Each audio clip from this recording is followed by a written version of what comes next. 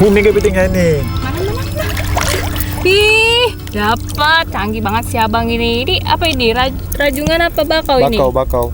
Susah megangnya tapi ya bang. Di sini kita bisa mendapatkan dua jenis kepiting. Kepiting bakau lebih ke pinggir pulau-pulau ya bang. Sama rajungan. Dia biasanya di tengah-tengah lautnya. Dan untuk menangkapnya itu ada dua jenis. Ini kayak jaring, ini disebut apa di sini? Sorkok ya. Jadi cuman untuk nangkepnya ditutup gitu. Dia lagi jalan di perangkap gitu ya pakai sorkok ini. Dan satu lagi ada spear gun. Terus si abang yang belakang saya tuh pakai spear gun. Jadi buat yang kepiting yang lebih besar lagi. Kepiting bakau merupakan salah satu biota laut yang berada di perairan pantai, terutama area mangrove atau bakau. Ciri pergerakannya selalu merendamkan tubuhnya di dalam lumpur atau pasir. Saya pun kesulitan mencarinya, apalagi dengan perairan yang keruh, ditambah pergerakan kepiting yang gesit untuk membuat lubang di pasir. Gede nggak? Bisa? Tarik. Buka. Yeay, saya juga bisa. Emang nyarinya harus jeli banget. Soalnya dia tiba kalau buru-buru gitu cepat keruh airnya, jadi dia langsung sembunyi ke dalam pasir. Kepiting bakau atau nama latinnya Scylla cirrata adalah satwa laut yang termasuk kelas krustasea atau hewan bercangkang. Cangkang luar atau karapas terdiri dari lapisan kapur yang banyak, sehingga menghasilkan cangkang yang keras. Dalam siklus hidupnya, kepiting bakau berganti kulit hingga 18 kali. Saat proses molting atau ganti kulit ini, kepiting akan mengalami penambahan berat dan pembesaran karapas. Kepiting bakau memiliki sifat kanibalisme yang tinggi. Ada baiknya pembudidayaan kepiting bakau dilakukan dengan cara monoseks alias sejenis.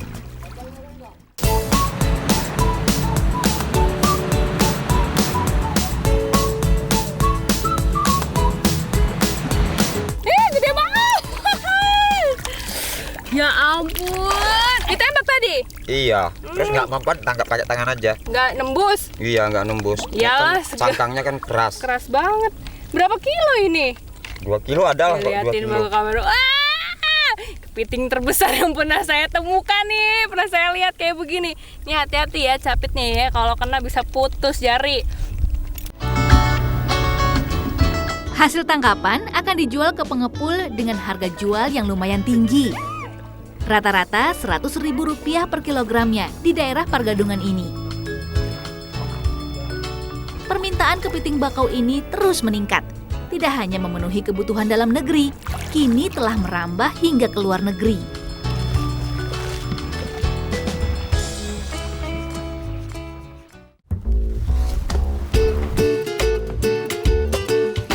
Di restoran-restoran seafood, kepiting merupakan salah satu primadona makanan yang menjadi incaran. Selain dagingnya yang empuk dan lezat, dagingnya pun menyehatkan. Meski mengandung kolesterol, namun makanan ini rendah kandungan lemak jenuhnya. Kepiting bakau bisa mencegah pengerusakan kromosom dan meningkatkan daya tahan terhadap infeksi virus dan bakteri. Bagian yang paling enak ini dari kepiting, capitnya. Karena dagingnya paling banyak di sini. Emang enak banget ya. Bisa menikmati hasil tangkapan sendiri. Rame-rame bertiga. Apalagi masih seger-seger langsung dibakar. Rasanya masih manis banget. Pokoknya beda banget kalau kita nikmati kepiting dari restoran pastinya.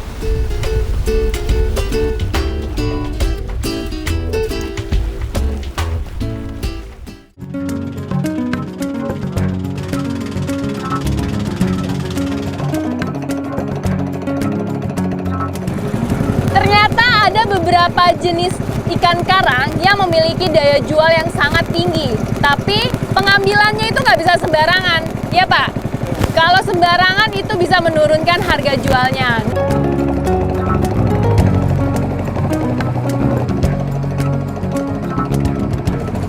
Ini nama mancingnya adalah mancing ikan hidup. Dan tekniknya dibilang dibilangnya kedo-kedo. Benangnya itu tidak menggunakan benang senar, melainkan menggunakan kawat. Tuh, kawat kecil, tipis. Nah, ini di ujungnya dikasih umpan. Umpannya itu bukan umpan hidup, melainkan umpan bohongan. Menjalankan perahu dengan terus menarik-narik umpan menjadi kunci utama keberhasilan dalam teknik memancing kedo-kedo. Dapat? Dapat. Ih, ikannya dapat. Ini cara nariknya, nggak boleh buru-buru, harus pelan-pelan sekali. Karena kan kondisi ikannya tuh harus tetap hidup. Kalau terlalu cepat, ikannya bisa kaget dan mati.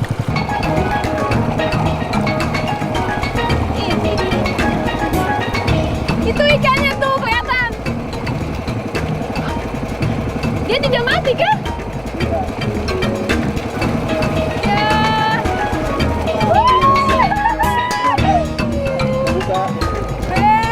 Gede.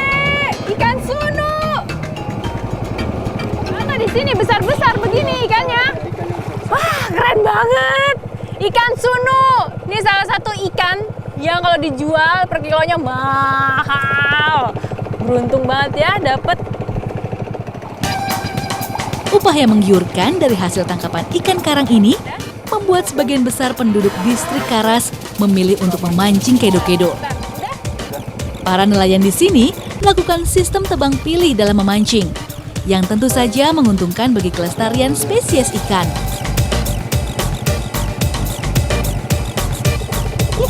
Kita dapat 2 ikan.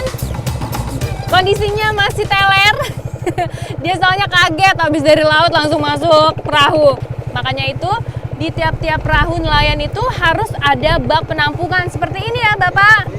Ini dimaksudkan biar ikan-ikan tangkapannya bisa tetap segar dan hidup.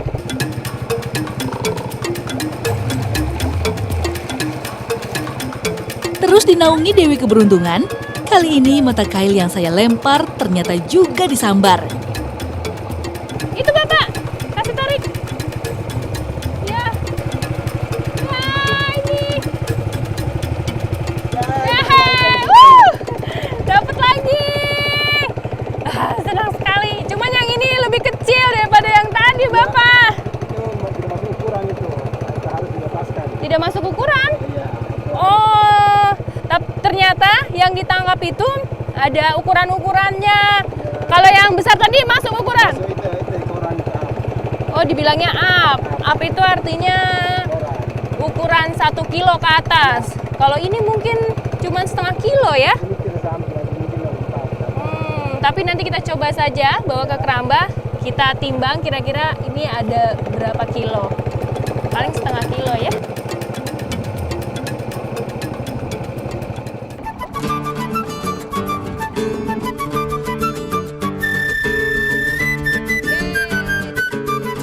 Sudah sampai di kerambanya. Ikan yang sudah kita pancing, yang kita dapat tadi pagi akan ditimbang dan dijual di sini. Mudah-mudahan ukurannya pas ya, masuk untuk dijual. Lihat dong, ya gede sekali kan. Keramba inilah yang menjadi pit stop atau pemberhentian bagi nelayan kedo-kedo di perairan Karas. Kerapu sunu umumnya berwarna merah orange dengan bintik-bintik hijau kebiruan di seluruh badan. Bentuk ujung sirip ekor kerapu sunu rata dan pada bagian punggungnya memiliki sirip dengan duri 7-8 buah. Wah, ya inilah kumpulan-kumpulan ikan koi. Mirip ya, merah-merahnya kayak ikan koi. Dan ini bermacam-macam jenis ikan sunu dan ikan kerapu. Kalau yang merah-merah ini dibilangnya ikan sunu. Jadi tungsing bilangnya ya. Tungsing, ada caising, ada satu lagi? Saising. Taising. Ya, serba sing semua. Setiap bulan akan ada sebuah kapal besar yang menjemput ikan-ikan ini dan membawanya ke Pulau Bali. Di Pulau Bali, ikan-ikan ini akan kembali dikarantina dan dipersiapkan untuk pengiriman ke luar negeri.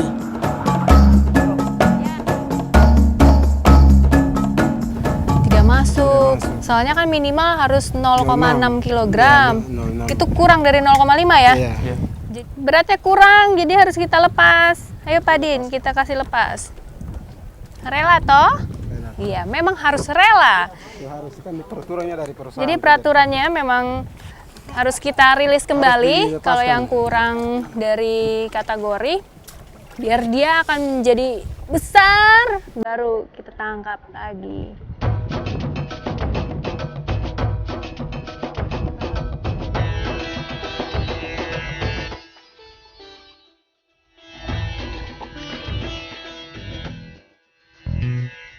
Ikan sunu dan kerapu pantas dikatakan sebagai ikan mahal.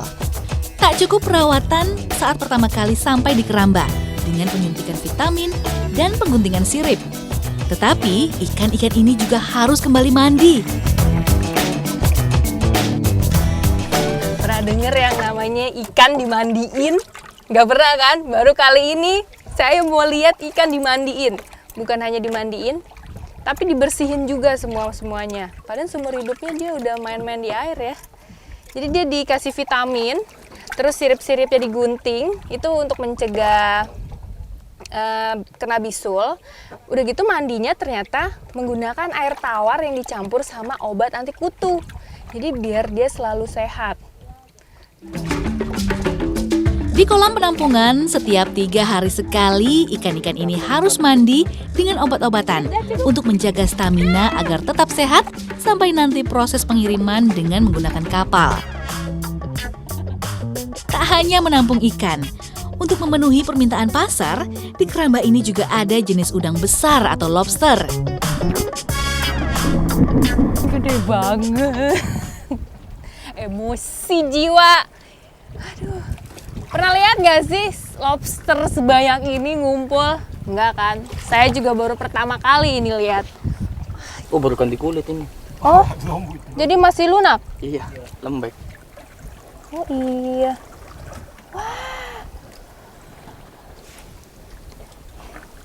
Wah. Ditampar-tampar.